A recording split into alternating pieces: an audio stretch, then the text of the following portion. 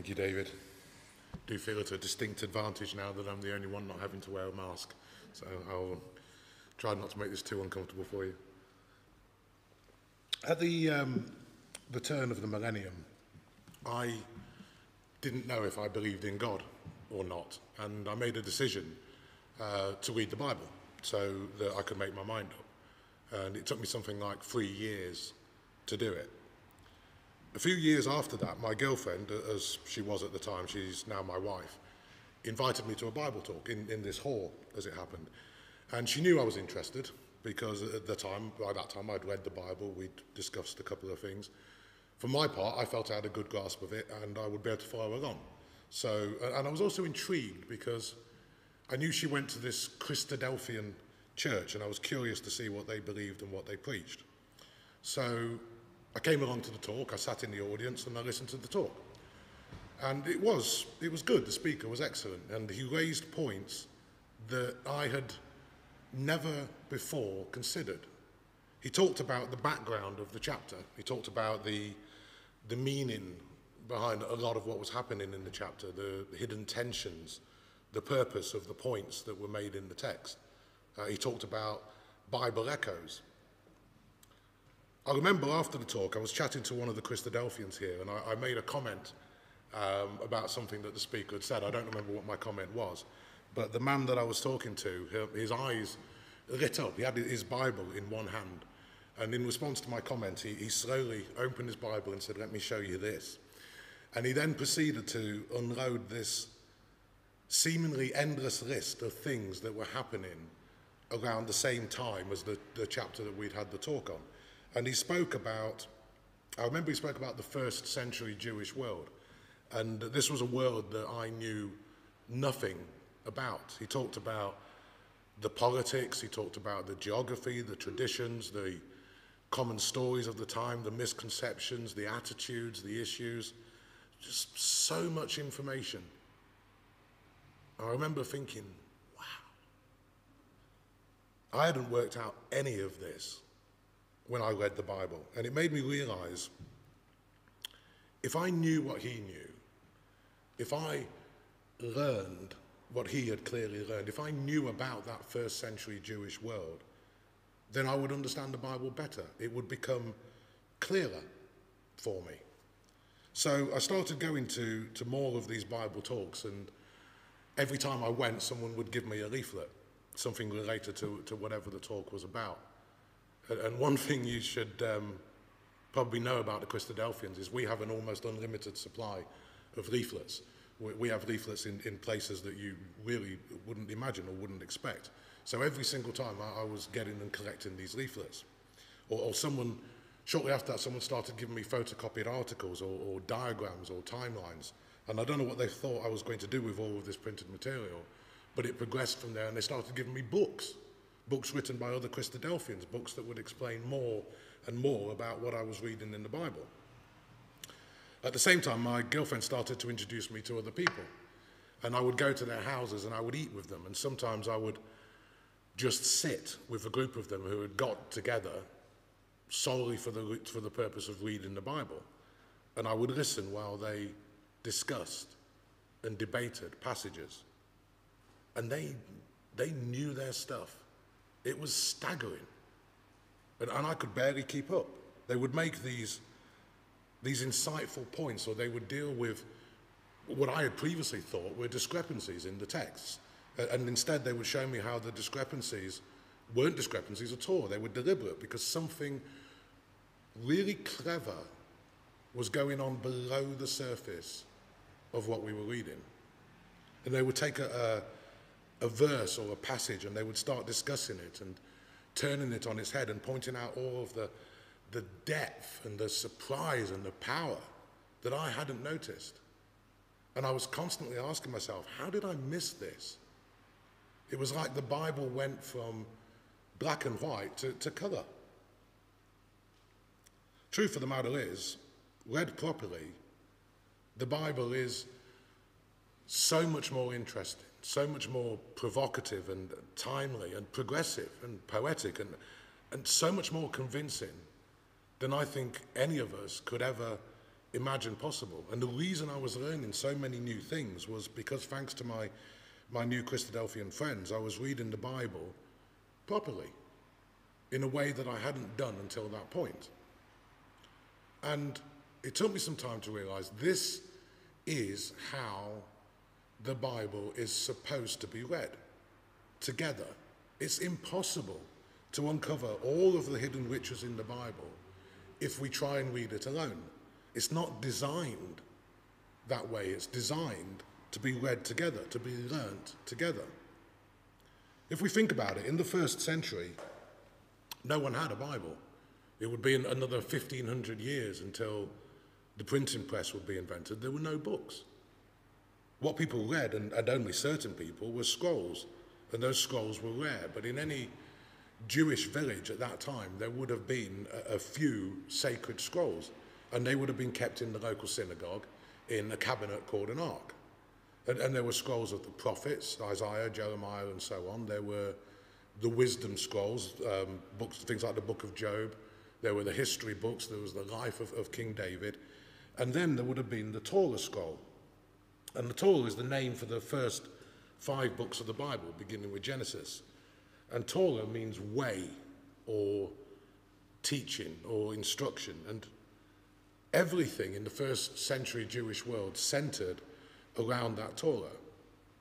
And so on Sabbath day, we would go to the synagogue in our village, and the Hassan, the worship leader, would take the Torah scroll out of the ark and parade it through the congregation, inviting everyone to dance in honor of the Torah. And then the scroll would be opened, and someone would read that day's Torah portion. And this was something that would have been mapped out years in advance. And they would read that along with readings from the prophets, and then there would have been commentary and discussion about what it means and how you live what you've read. And the thing is, the point really is that everybody joined in. It was assumed you had an opinion, and it was assumed you had questions. Of course you had questions. Questions are a sign of life, a sign that this matters to you, a sign that you are engaged with the scriptures, with the text. And yet, what are the images that come to mind when you hear the words Bible reading today?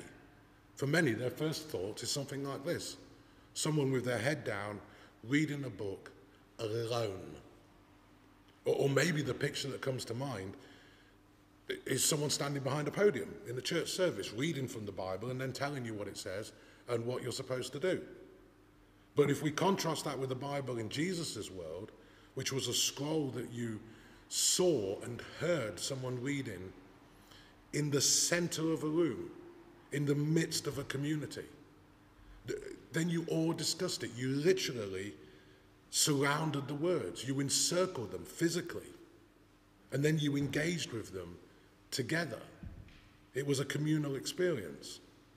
And just try and imagine that. Picture all of those really interesting and profound things that are discovered. And then you come back the next week and you do it all over again. In the first century Jewish world, the Torah started the discussion. In our world, the Bible ends the discussion. Someone stands up, reads from it.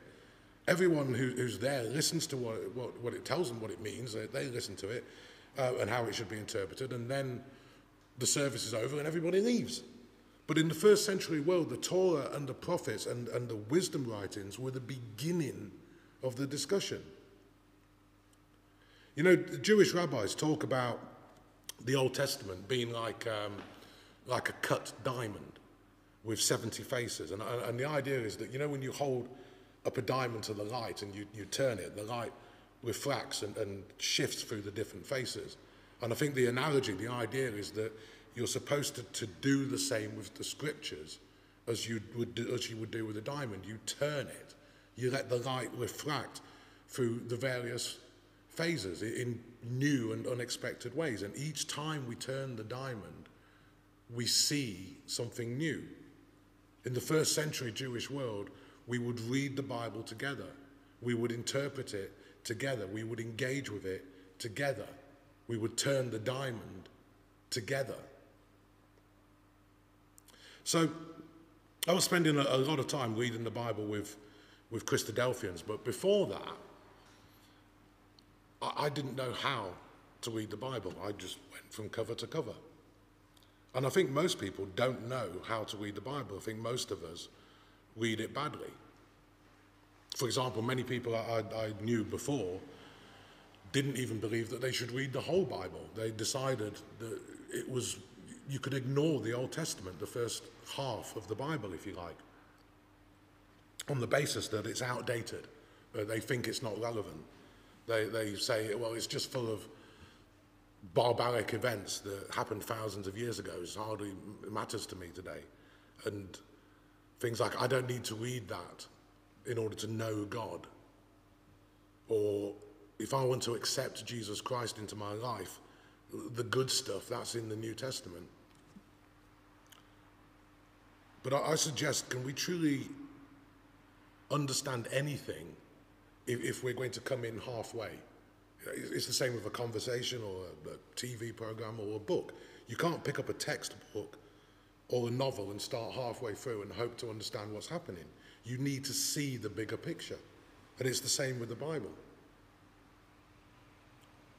I think another reason people give for not reading the Old Testament, and somebody said this to me recently, the world isn't like that anymore. Really? Have we really changed that much? I mean, I know our civilization on the whole is more complex. It's more sophisticated now than it was back then. But does that mean we're more civilized? Because do we not still wage wars? Do we not still start fights, argue, lie, cheat, get jealous, angry, sad, depressed? Do we not, have we not, in the last year and a half, found ourselves with the same insecurities, the same fears, the same worries? I warrant that our nature hasn't changed anywhere near as much as some people would like to think it has. And the Bible, Old and New Testaments, is about that nature and what it means to be human, what it means to be created by God, what it means to have a relationship with God. It's about dealing with fear and life and death and faith and belief and worry and money and stress and joy and doubt and grace. But to understand it, we need to read the entire Bible, and we need to read it properly. And when we do read it properly, we see that there's an arc, a trajectory to it, that the Bible takes us somewhere specific, and it has an intentional arrangement to it. Even if there are moments, lots of moments, when we find ourselves thinking, well, where did that come from? Or what does that mean?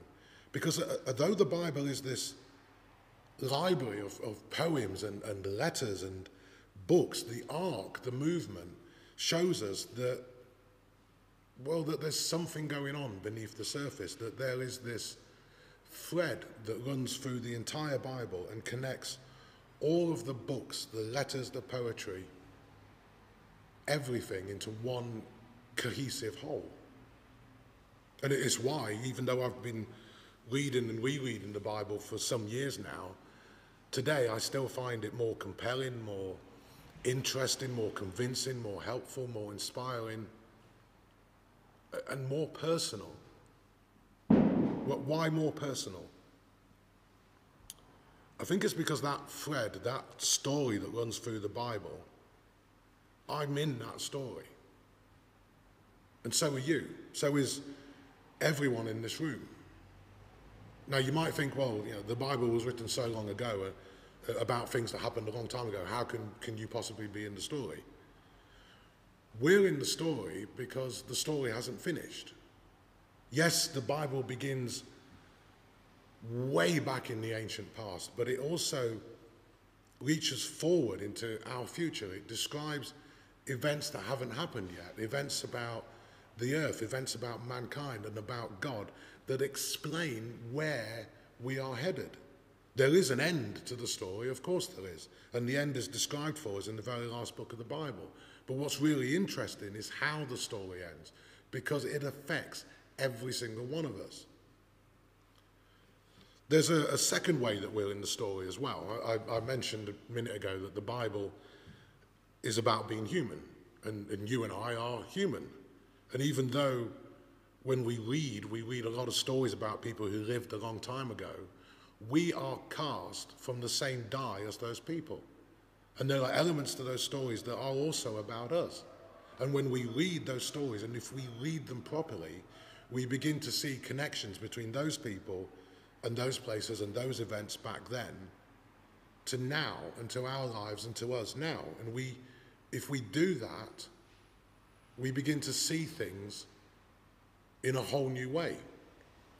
As an example, let's look at a man called Moses. We're going to the Old Testament, to a book called Deuteronomy, and we're going to look in chapter 34. And don't worry if you don't want to look it up in your Bibles. I'm going to put all the verses that we're going to look at tonight on the screen. But when we get to know the Bible well, we know that this chapter is it's a rather unique point in the history of a rather special tribe. This tribe is standing on the edge of the land that would eventually become theirs, the land that we know today as modern Israel. And they've been brought there, led there by a rather special man called Moses. And in this chapter, God takes him to the top of a mountain overlooking Israel and shows him the land that his people will inherit. But Moses will not be with them when they finally inherit this land, because in this chapter we also read that Moses dies. It's there in verse 7. Moses was 120 years old when he died, yet his eyes were not dim, nor his natural force abated. It's a very straightforward verse. Moses was very old, and he died. But look at the last half of that verse again. His eyes were not dim, nor had his natural force abated. It's a bit odd, isn't it? Moses has just died, and yet the writer wants us to know that at the time that he died, his natural force hadn't gone. And the phrase there, this part of the Bible was originally written in Hebrew, and the word that's translated there as natural force is the Hebrew word leach, which is a word that it means vigor or freshness. So Moses died, but he still had his vigor. He was still fresh. One translation reads, nor had his strength abated. So the writer wants us to know that neither the rigor of Moses' mind, nor his physical strength, or his intellect, his memory hadn't decayed. His judgment was still there. His body wasn't feeble. It may even be that his face didn't even look aged and wrinkled. His moisture, after all, we're told, hadn't fled. In other words, he was as good as any man in the prime of his life. The storyteller wants us to know this about Moses, that at the point at which he died, he had not succumbed to old age and infirmity the way that everyone else does. Somehow his mind and his body were not slaves to the passage of time. Somehow he remained free from the bondage that comes to all of us as we get older and weaker and more frail. Why am I talking about this? Why is this important? To answer that, we have to go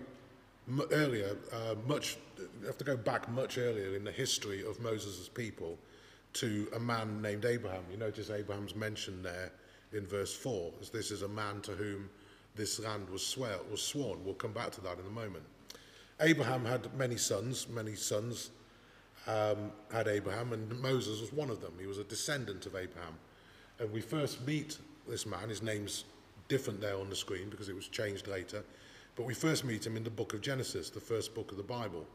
And we're told there that he left his father's household and everything that was familiar to him, and he sets out on a journey to a new land. What's the relevance of that? Why are we being told that? Largely because in Abraham's time, people just didn't do this. In that time, the view of life was that it was a cycle. Everything that had happened before would happen again. You were born into a cycle of events. You would die somewhere in that same cycle of events, and then the cycle would repeat itself endlessly. In other words, there's nothing new. What happened to your ancestors will eventually happen to you. And then it will happen to your children as your family goes round and round the cycle. But then Abraham leaves. He steps out of the cycle. He walks into a new future, one that hasn't happened before. And no one in his time had done this. No one had ever conceived of the world and life and the future like that, where you step out of the cycle. If your father was a farmer, you were a farmer. If you were a traveling merchant, you were always going to be a traveling merchant. If your people were nomads, you were a nomad. If you tended flocks, you would always tend flocks. Your son would tend flocks. His son would tend flocks. But not so for Abraham. At the age of 70, this man left everything and did something different. This was a new idea.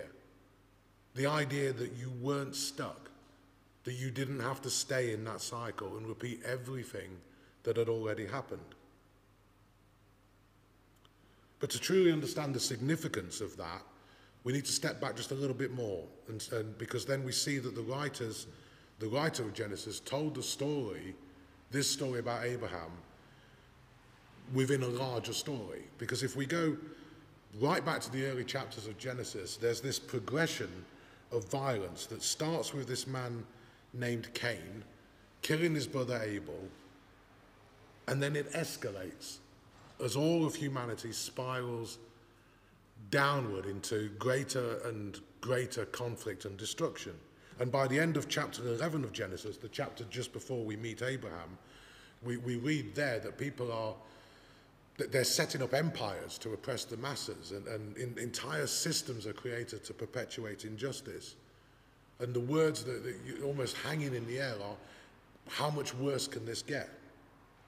Then the writer introduces us to this man, Abraham, who decides to follow the word of God, leaves, and begins something new.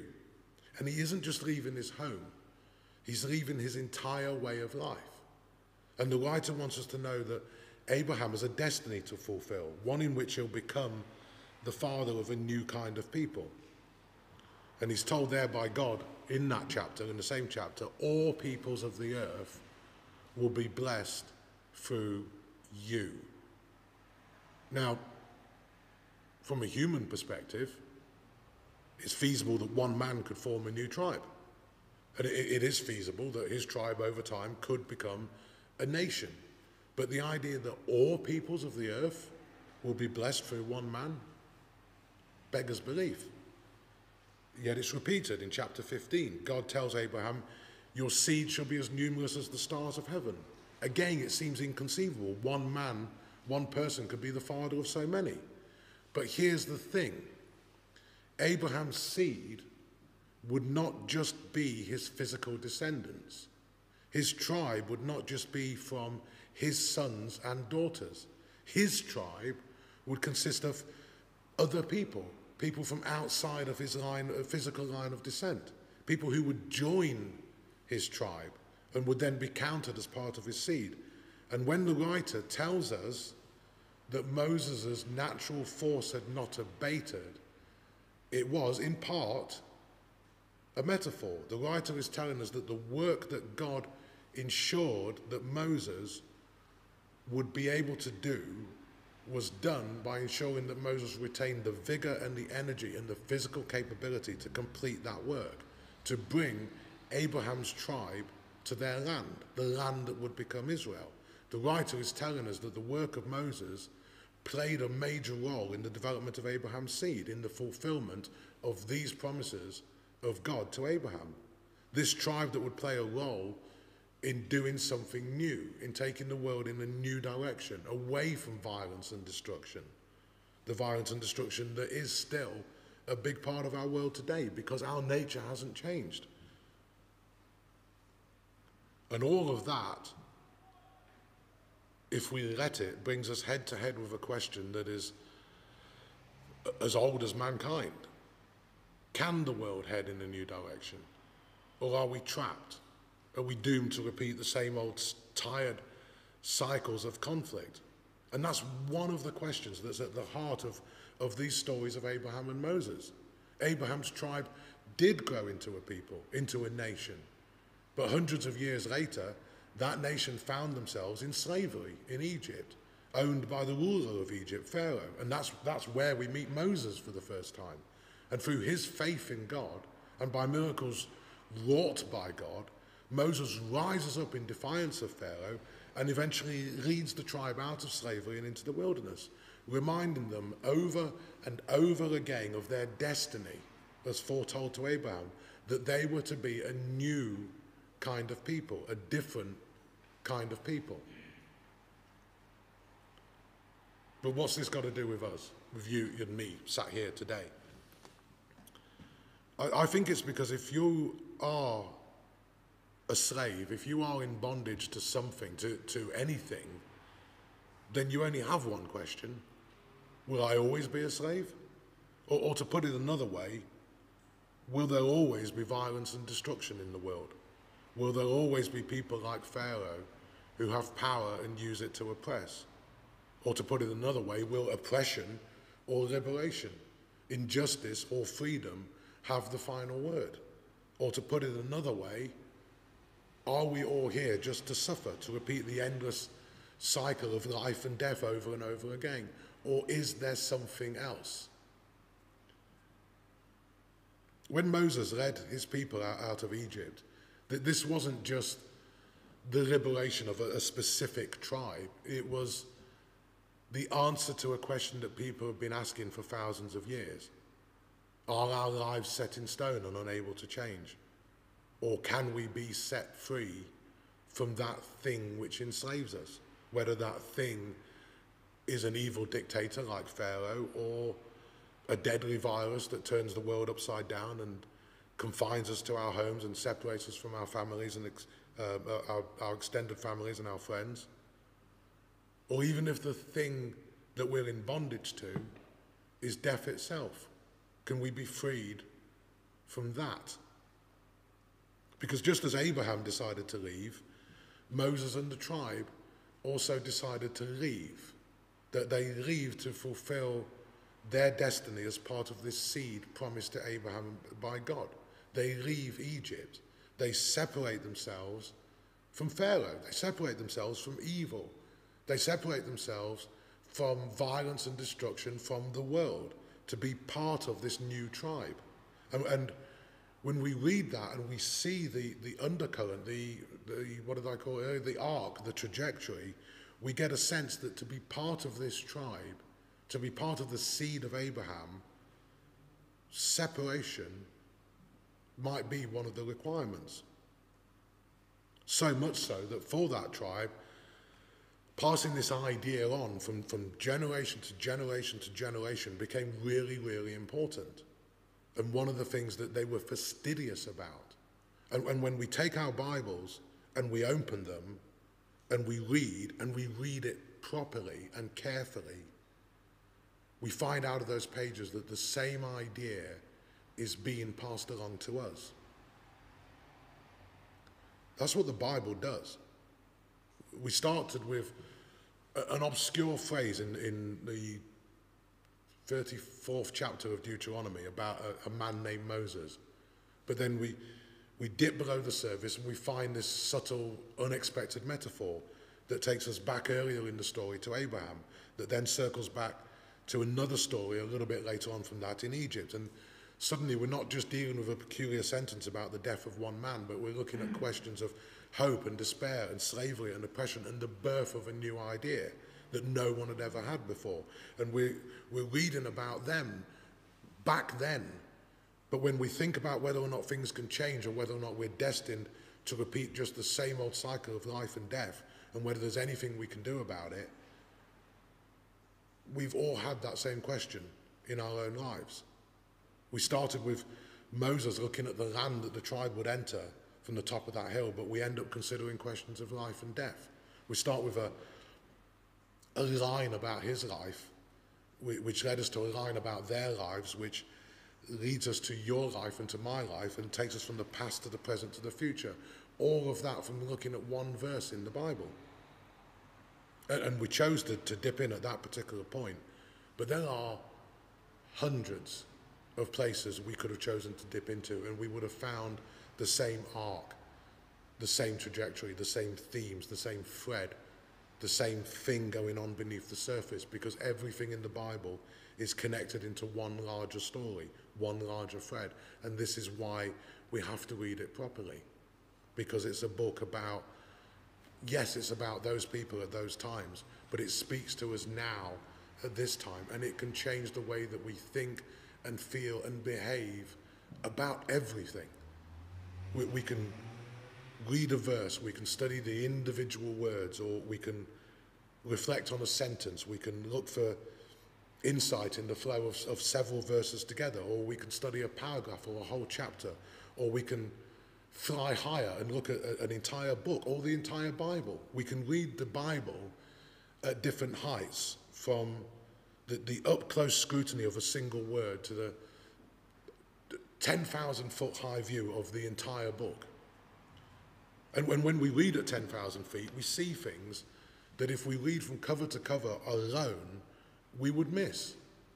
For example, if we look at how the book of the Acts of the Apostles begins, this is a book in the New Testament. At the beginning, we read there in Acts chapter 1 of Jesus, excuse me, telling his followers that they'll be empowered to take his message to the ends of the earth. Beginning with Jerusalem, and then Samaria, and then the uttermost parts of the earth. And Jesus here is talking to his mostly Jewish followers, and he's telling them, you're going to leave your Jewish homeland. You're going to end up in the furthest corners of the earth, away from everything you've ever known. And then if we go forward to chapter 8, we discover they're still there. They're still in Jerusalem. It's interesting, isn't it, that Jesus tells them, you're going to leave Israel, go far from home and spread the message of the gospel. But 7 chapters later, they're still there. But look at the end of that verse. There was a great persecution against them, and they're scattered abroad throughout Judea and Samaria. Sometimes it takes suffering and struggle for us to get out of our comfort zones, doesn't it? By the end of the book of Acts, we find the Apostle Paul in Rome. And for a first century Jew, Rome is pretty much the ends of the earth. And he's under house arrest, he's in a rented home, and he's preaching the kingdom of God. He's teaching everyone who comes to see him about the Lord Jesus Christ. Within the book of Acts, there's an arc, a trajectory that sits within the larger arc. There's a movement that we only see if we're at that higher altitude, if we read the book as a continuous narrative. Take the book of Ruth in the Old Testament. A woman called Ruth, whose husband has died, travels with her mother-in-law back to Israel, because that's where her mother-in-law's from. She meets a man called Boaz, who makes her his wife, and they have a child. That's the book of Ruth in 2 sentences. And the story appears at first to be just about this obscure family. I remember reading it for the first time and thinking, I don't know why I've just read this. Until you understand, did I go forward too far there? Until you understand and read the last chapter of Ruth and the last 2 verses, and you learn that the child of Ruth and Boaz is a man called Obed, and his son is called Jesse, and Jesse is the father of King David. Why is that important? We've got time just to quickly come back to Abraham. So Abraham, remember, was told by God he'd become the father of a new tribe, that all the peoples of the world would be blessed in him. But 1 chapter after we meet Abraham, he and his nephew Lot part company. It turns out that they've become so wealthy that the land couldn't support their flocks and their hired hands, and they come to the conclusion, let's part company. You go to the left, I'll go to the right. If the point is for Abraham to start a new tribe, that's not really the best of beginnings. 1 chapter in, and already they've split. Until we get to the book of Ruth, because Ruth is from a place called Moab, and the Moabites were descendants of Lot.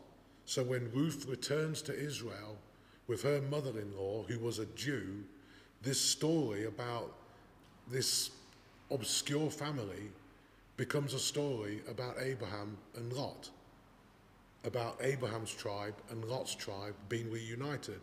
Ruth coming home and marrying Boaz is about Lot coming home. It's about bringing together what was separated years earlier. In Hebrew, the same word is used in that chapter for Lot and Abraham separating as the word that's used for Ruth and her mother-in-law not separating. And God clearly wants us to know that this story is about a much larger event, and that's why it ends with the genealogy. The tribes were united just in time for King David to be born. From Genesis 13 all the way to the book of Ruth, things aren't right. And then in the book of Ruth, they're made right. And then there's Exodus. How does it begin? In chapter 1, with the Hebrews in slavery in a foreign land owned by Pharaoh, God nowhere in sight. But how does the book end? The slaves are freed. They're living in the wilderness with a tabernacle, a tent in their midst, and with God dwelling in that tabernacle, in the sight of the whole nation throughout all of their travels. Exodus begins in darkness and ends in light. It begins in slavery and ends in freedom. It begins with the absence of God and ends with the presence of God. It begins with God out of sight and ends with him permanently in sight. Then there's the gospel according to Matthew, where it's recorded that Jesus was born and almost immediately his parents take him to Egypt to protect him from Herod. And then he returns to Israel after Herod's death. And once he'd been baptized by being fully immersed in water, he spends 40 days in the wilderness. The Israelites were in Egypt. They were brought through water into the wilderness, where they spent 40 years.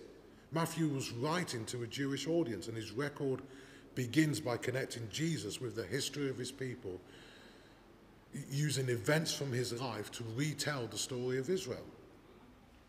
And what about the entire story of the Bible? How does it begin in the book of Genesis? Adam and Eve at peace in a garden with a river and a tree. And how does it end in Revelation, in chapter 22, with people at peace? No more tears, and rivers and a tree for the healing of the nations. The opening scene of the entire story involves the tree of life. The closing scene involves the tree of life. We exist between those trees. The Bible is not a book about going to heaven, because the story takes place here. Life is here. The point is here. And this library of books is about the healing and restoring and reconciling and renewing of this world, our home, and the only home we'll ever have. And when we're reading the Bible, we need to read it properly. We need to always be asking questions. Larger questions about the passages, about how they relate to everything around them, what comes before it, what comes after it. Is there any action or phrase or idea I've seen before? And sometimes the meaning is in the story itself. Sometimes it's found in how that story sits among a number of other stories. And sometimes it's the larger pattern that's the point. Sometimes there's a progression that sits just below the surface, where one part flows out of the previous part. But if we read it properly, if we pay attention to the parts, if we notice the details, if we sometimes scrutinize it up close and sometimes take a 10,000-foot high view and we never stop asking questions, then we're reading it properly.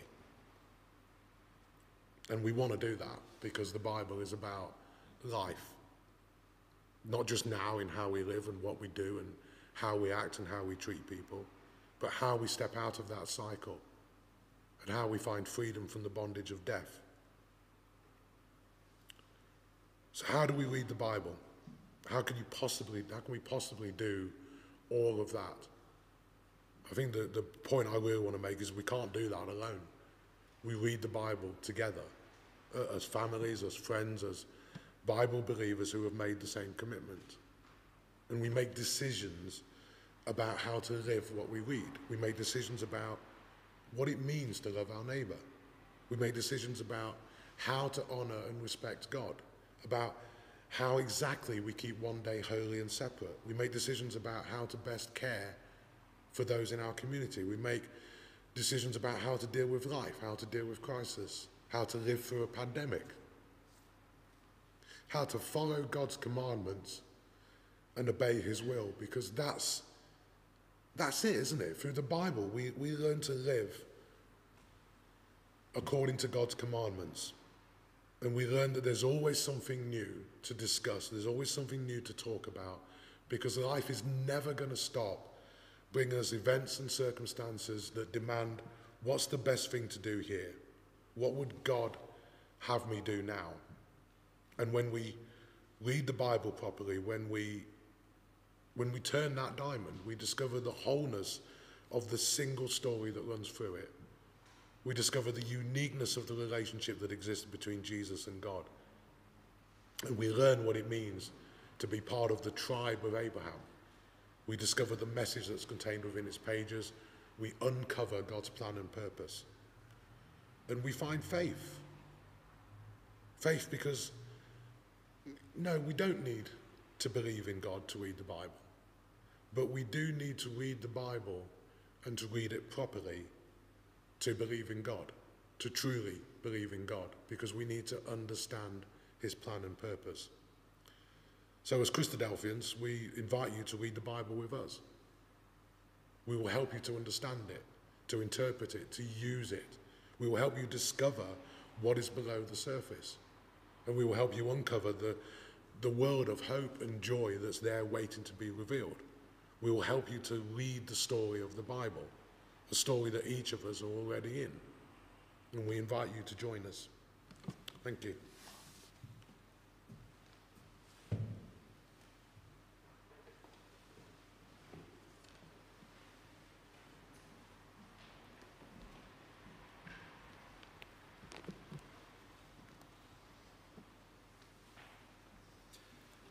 So as I mentioned at the beginning, we're going to have a short Bible reading now. And that's to be found in the book of Psalms and Psalm 19, Psalm 1:9.